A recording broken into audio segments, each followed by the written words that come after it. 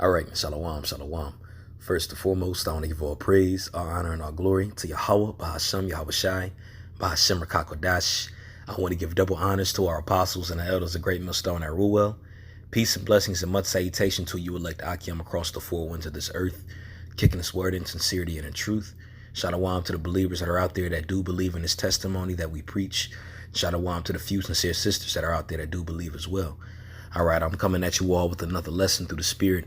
Lord willing, it's edifying, and this lesson is going to be based on Isaac. All right, and just going to bring up particular scriptures to show the comparison that Isaac is Yahawashi. All right, and who Yahawashi is, for those of you all who don't know. All right, Yahawashi is the Messiah, the Son of God, who the world ignorantly calls Jesus Christ. Okay, now for those of you all who might be tuning into this lesson that really don't know what you're stumbling across and just maybe see the title or whatever and it brought your interest, and you heard me say that, and it displeases you, and you don't want to hear it, then turn it off. All right. What we believe in reincarnation. All right, and there's scriptures that can be brought up to back that up. All right, and within us believing in reincarnation, all right, through faith, we do believe that Yahawashi came in the form of Isaac before he came as Yahawashi on the planet Earth. All right, just as he was Melchizedek, if you can receive it, before he took form on the planet Earth as Isaac, okay, and so forth, okay. He's also Solomon, all right, if you can receive it. He's also Adam, if you can receive it, okay. Now, again, going into this lesson being Isaac, Yahawashi being Isaac, I was doing some reading in Josephus, in this copy of what is it titled? The Complete Works of Flavius Josephus. All right, the Antiquities of the Jews. Okay, and was just doing some reading on Isaac. And when you read this, he goes into different accounts. All right, in the scriptures. Okay, and he kind of writes down a detailed summary of what was taking place on certain accounts that you read about in the scriptures. Okay, Flavius Josephus was actually an Israelite historian. Okay, so there's a lot of history within this book that you find, and it's very interesting once you read it.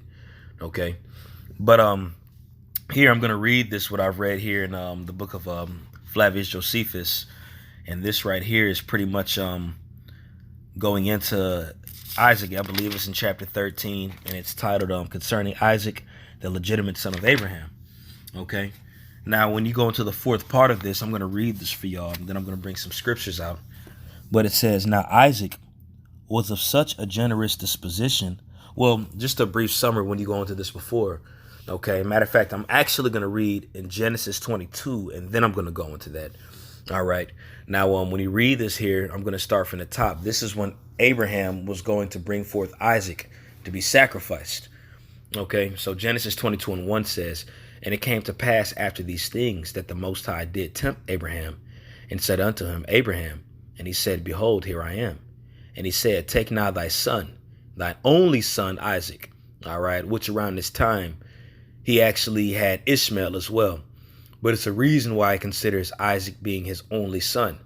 Okay, and that's just another little indicator, another little clue. All right, because Yahawashi is known as the Most High's only begotten son. All right, when we clearly represent the sons of God as well. All right, but the scriptures call Yahawashi the firstborn of many brethren. All right, and the only begotten son, meaning the beloved favorite son of the Most High.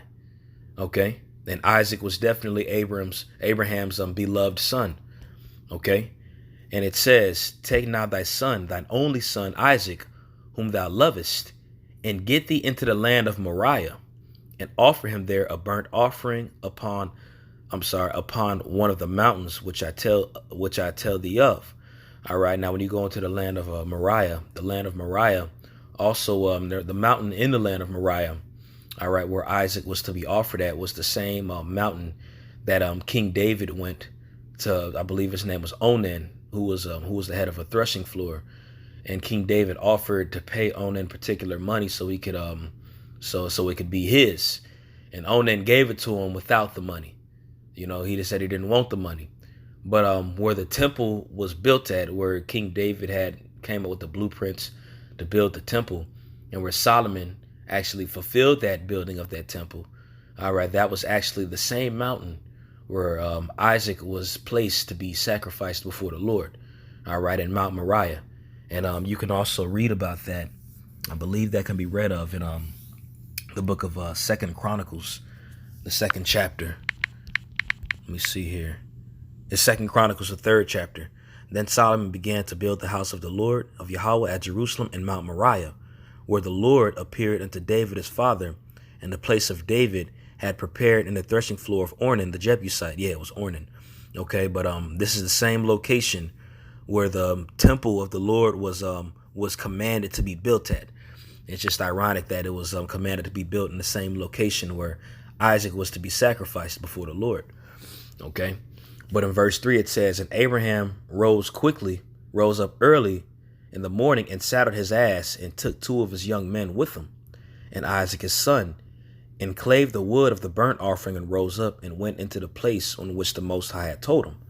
All right. And just as a little footnote, it just shows you the immense amount of faith that Abraham had, because ask yourself, for any of you all to have children, how easy for you would it to be to sacrifice your child if the Lord commanded you to do it?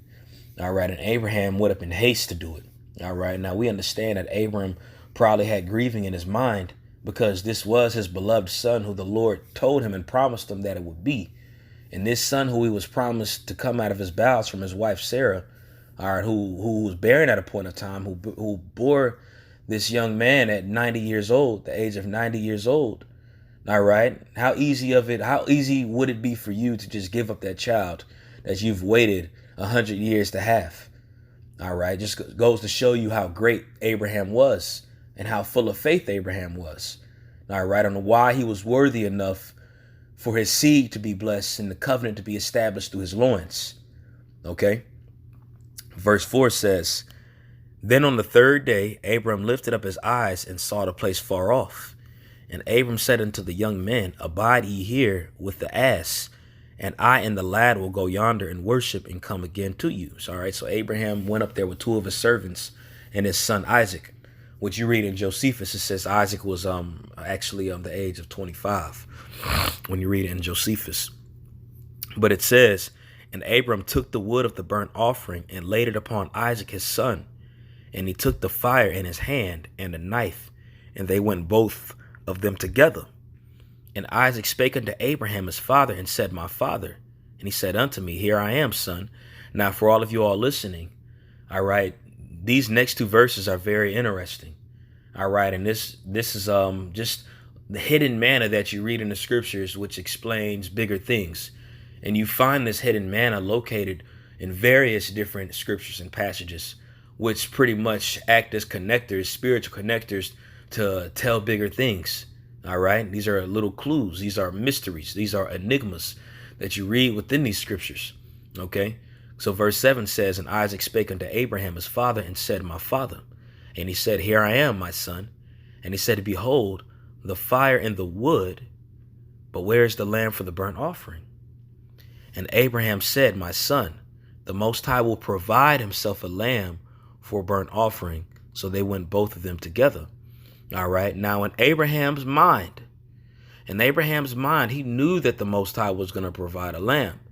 Okay. Now you do read later on that after all this had taken place, there was a ram whose horn was stuck. All right. And that was actually the sheep that was provided for the sacrifice. But Abraham didn't know this. In Abraham's mind, the lamb that was to be provided for the sacrifice was Isaac. All right. He considered Isaac to be the lamb that was to be sacrificed.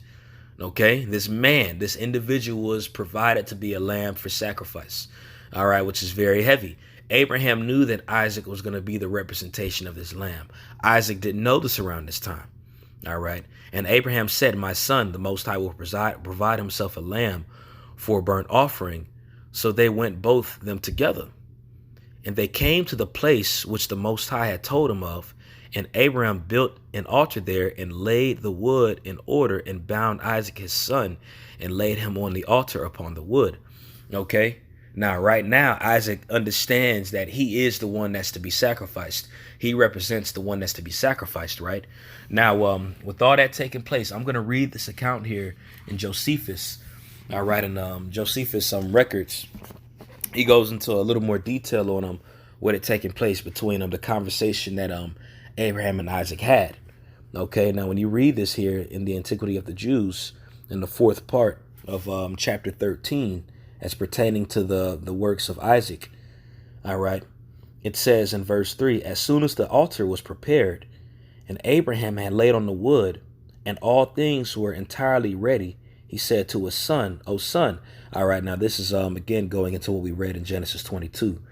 It says, I poured out a vast number of prayers that I might have for thee for my son. When I was coming to the world, there was nothing that could contribute to thy support, for which I was not greatly solicitous, nor anything wherein I thought myself happier than to see thee grow up to a man's estate, and that I might leave thee at my death the successor of my dominion. All right, so he's explaining, like, look, you, my beloved son, you're the one that I intended to leave to all my, to pretty much all my goods, all my wealth, all this was going to be given unto you. The blessing that the Lord gave to me was supposed to be given unto you. These are the things Abraham is telling Isaac.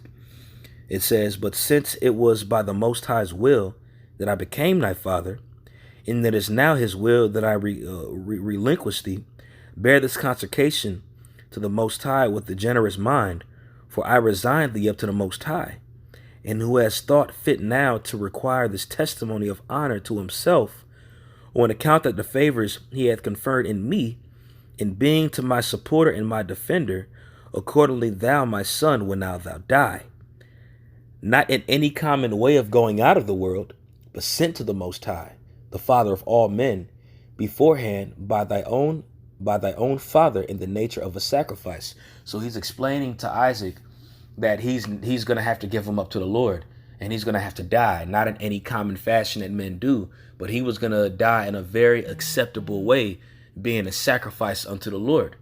All right, and we all look at ourselves spiritually as well, how we represent sacrifices unto the Lord. All right, that's why the Apostle Paul wrote in the letter to the Romans saying that it's written of, I believe it's in Romans, the 12th chapter, all right, going into how we make ourselves a living sacrifice unto the Most High. I believe that's in Romans, the 12th chapter, the 4th verse, or in Romans 15. It's in one of the two, okay? But you look at it spiritually, how we represent sacrifices, but Isaac was sent to be the lamb that was sacrificed unto the Most High, all right, by his father Abraham, okay? So it says, but so that we will receive thy soul, that he will receive thy soul with prayers and holy offices of religion, all right, which we pick the bones out of things, and will place thee near to himself, and thou wilt there be unto me a succorer and supporter in my old age, on which account I principally brought thee up, and thou wilt thereby procure me the Most High for my comforter instead of thyself. All right, so this fourth part, okay, what I'm about to read next is something very interesting, and it's going to hit home once we had read Genesis chapter 22, verses 6 through 8. It says, now Isaac was of such a generous disposition as become the son of such a father, and was pleased with the discourse. He was pleased with hearing this thing. Isaac had heard this on this account here in Josephus. Isaac had heard this, and normally anybody else would be nervous or be afraid. All right, which, Isaac could have been afraid. All right, but the thing is, it had pleased him to hear that he was going to be a sacrifice unto the Most High. All right, he took it as an honorable death. And it says, and was pleased with this discourse, and said that he was not worthy to be born at first if he should reject the determination of the Most High. So he's pretty much like, I wouldn't be worthy of even be born if this opportunity was presented his way and he didn't take it. So he looked at it as being a sacrifice unto the Most High was more honorable than even being born in general. All right. And it also just goes into so many scriptures that comes to mind. The day of one's death is better than the day of one's life. All right. And even looking at us as being those sacrifices, as Isaac had received it and he had taken it, he took it as an honor and reasonable service to be a sacrifice of the Most High, which spiritually we look at ourselves and how we have to take it. All right. That's why it's written in the book of Sirach, All right, it goes into honorable is the one of the one's death to the Lord, loosely paraphrasing. All right. But I'm gonna keep reading this in Josephus.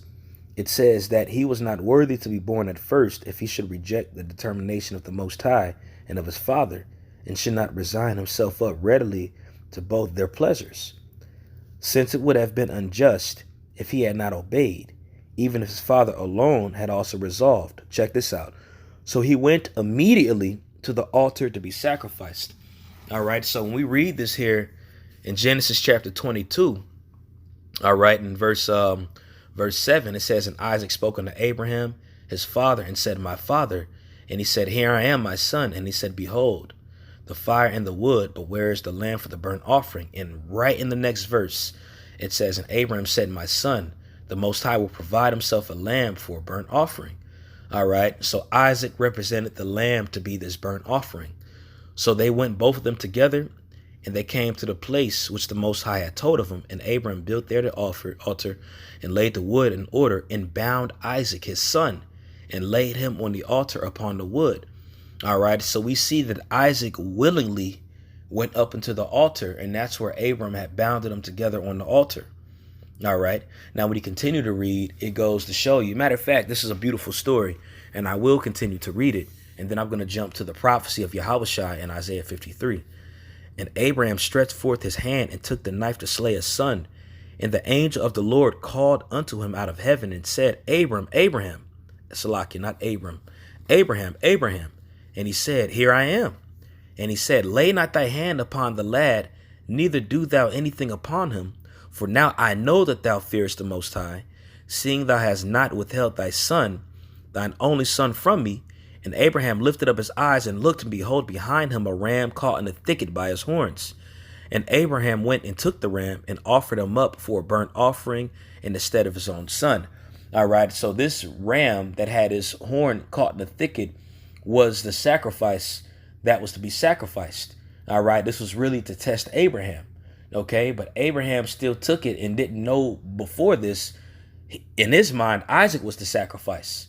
All right. And when Isaac asked where the lamb was, Abraham said the Lord would provide the lamb.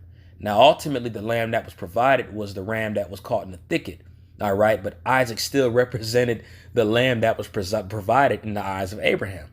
All right. If you can understand it so far, which is a beautiful story, man. All right. Because this story speaks so many volumes. Because I expressed earlier going into how difficult it would be for one to sacrifice their own child. And also, when you even look at it to a degree, I don't have any children, but the Spirit told me to say this for those of you all who do have children. All right, and Yahawashi clearly made statements going into, if you choose your father or your son before me, you are not worthy enough to receive the kingdom. All right, and Abraham didn't do that. Abraham was willing to sacrifice his son, his only begotten son, for the Lord. All right, which speaks a lot of volumes into our ministry as well to this day. All right, but going back to the point of Isaac representing Yahawashi, being Yahawashi in the reincarnation, if you could receive it, being that sacrifice that walked up to the altar willingly to be sacrificed. Now I want to pull up a precept and also a prophecy pertaining to the coming of Yahawashi, and this is spoken of by Isaiah. All right. Now, I'm going to just jump straight to the point. OK, in Isaiah 53 and 7. And when you read about this, this is about Yahawashi. OK, this is Isaiah 53 and 7. It says he being Yahawashi. All right. Hey, if you can receive it, who was Isaac, was oppressed and he was afflicted, yet he opened not his mouth. He is brought as a lamb to the slaughter, and as a sheep before the shears is dumb, so he opened not his mouth. All right. Now, this is a prophecy as pertaining to Yahawashi being crucified. All right. And when it says he was dumb, it just means that he was pretty much bound. All right. When you go into that word dumb, let's go into this word dumb. The word is alam, and it means to be bound. All right. And Yahawashi was bound. OK. Now, I want to jump back to Genesis 22 and 9, what I just read as pertaining to Isaac. OK. This is Genesis chapter 22 and 9, and I read it again. I'm going to read it again. It says, and they came to the place which the Most High told him of, all right, which is Mount Moriah, which is a mountain in Moriah. And Abraham built and Abraham built an altar there and laid the wood in order and bound Isaac his son. All right, let's go into this word bound. Again, this is just hidden manna. Now this here is different. It says iquad, all right, but it says to bind or to tie. All right, and Yahawashi was bound, all right, when he was being beaten, because before he was laid on the altar, I'm sorry, Salakia, before he was put on that plank to be crucified, he was beaten. All right, he was bound. Okay, and this is when you read about it when Pontius Pilate had spoke unto him, where the masses of the council wanted him crucified. All right. Now, I'm going to read the account in the book of Acts, the seventh chapter. I'm sorry, the 8th chapter, where you had that Ethiopian eunuch, which that Ethiopian eunuch was actually an Israelite, if you can receive it. All right. But this Ethiopian eunuch was actually reading the scrolls of Isaiah on what was just read here in the book of Isaiah, the 53rd chapter. All right. Now, let me see where I can find this at. This is in the book of Acts, the 8th chapter. Let's see here. There we go. This is it right here. This is Acts chapter 8, verse 27, 144. And he arose and went, and behold, a man of Ethiopia, an eunuch of great authority under Candace, queen of the Ethiopians, who had the charge of all her treasure, and had come to Jerusalem for to worship, was returning and sitting in his chariot reading Isaiah the prophet. All right. Goes to show you he was a Jake. All right. He was reading Isaiah, man. All right.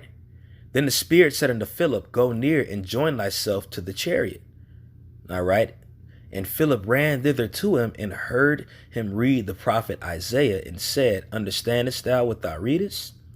And he said, how can I, except some man should guide me? Which shows you that this man was in the Spirit, because he understood that in order to learn, he had to be taught of men.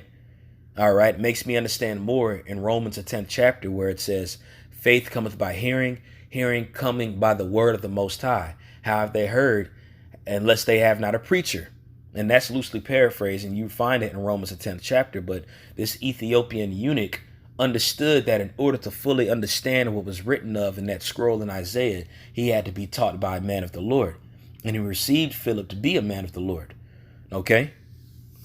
And it says in verse 32, this place of the scripture which he read was this, and he was led as a sheep to the slaughter. The precept that was just read earlier in Isaiah, the 53rd chapter. All right, what I read in the 7th verse. Okay, so going back to where I left off at, it says he was led as a sheep to the slaughter, and like a lamb dumb before his shearer, so he opened not his mouth. In his humiliation, his judgment was taken away, and who was declared his generation? For his life is taken from the earth. And the eunuch answered Philip and said, I pray thee, of whom speaketh the prophet of this? Of whom, or of some other man? Then Philip opened his mouth and began at the same scripture and preached unto him Yahawashi. All right. And as they went there, they came unto certain water, and the eunuch said, see here this water, and doth hinder me to be baptized. All right. So afterwards, Philip had baptized this man. All right. In the name of Yahweh and Yahawashi Mashiach. All right. But he had explained to this eunuch, all right, that man, that prophet that Isaiah was speaking of in Isaiah 53 was pertaining to Yahawashi. He was wondering who this man taken to be this lamb that was made dumb before the shear. He asked who that was, and Philip expressed Yahawashi and explained to him who Yahawashi was. All right, the Lamb of the Most High, the Lamb of God. Okay. Let's see here. Let me find this precept one sec.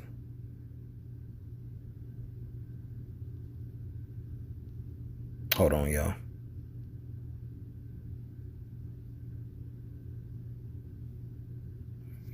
I just typed in lamb in a blue letter, and it shows a lot of scriptures, of course, and they're all significant, but there was a particular one I was looking for. There we go. That's it right there. This is John, the book of John, chapter 1, verse 34. And it says, and I saw and bear record that, hold on, let me go back. Because this is when Yahawashi was baptized. All right. This is John chapter 1, verse 32. It says, and John bare record saying, I saw the Spirit descending from heaven like a dove, and it abode upon them. And I knew him not, but he that sent me to baptize with water, the same said he unto me, upon whom thou hast seen the Spirit descending and remaining on him, the same as he that baptized with the Holy Spirit. And I saw and bear record that this is the Son of the Most High, talking about Yahawashi. And again, the next day after John stood and two of his disciples, and looking upon Yahawashi as he walked, he said, behold, the Lamb of the Most High. All right, so right here, he acknowledges him to be the Lamb of the Most High. All right, and as Yahawashi was, as he was sacrificed, he had done it willingly. Okay, you remember the night that had taken place after the Last Supper, okay, when Judas Iscariot had betrayed Yahawashi, what had taken place, you had those different soldiers that had came, you had those different priests that had came and bound Yahawashi up, okay? And what? Peter sliced Malchus' ear off, and Yahawashi cursed Peter out, and he healed Malchus' ear, pretty much expressed to him that this had to be done. And if you live by the sword, you're going to die by the sword. So Yahawashi could have fought, all right, but he didn't, because he understood that it was the will of the Most High. He understood that it was supposed to take place, and he respected the will of his father, all right? Just as Isaac had respected the will of his father, Abraham, all right, he was to be sacrificed. And just as Yahawashi had went willingly into the hands of those to be bound up, Isaac had went willingly to that altar to be sacrificed. All right, if that makes sense. So I'm going to end it off on that. Lord willing, this lesson was edifying. To those of you all who don't receive it, so be it. All right, because ultimately it's not meant for the world to receive this. And these are mysteries, as the scriptures say. Okay, but hey, for those of you all who do believe and who have received it, man, hey, peace and blessings and much mercies be upon you. All right, but I want to give all praise, honor, and glory to Yahweh, Ba'ashem, Yahawashi, Ba'ashem Rakakwadash. Double honors to our apostles and our elders of Great Millstone that rule well. Peace and blessings and much salutation to you, elect Akim, across the four winds of this earth, kicking this word in sincerity and in truth. Shalom.